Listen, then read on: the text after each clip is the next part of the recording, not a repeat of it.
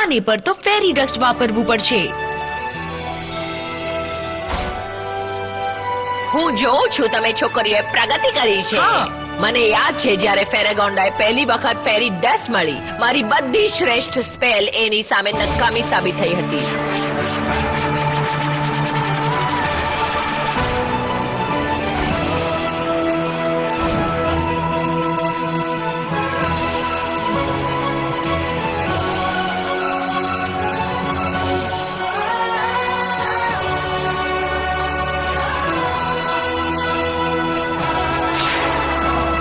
બહુ હોશિયાર. તમે દિવાલ સામેના સળિયા પર તમારો જાદુ લગાવીને એ સ્પેલ તોડી નાખી.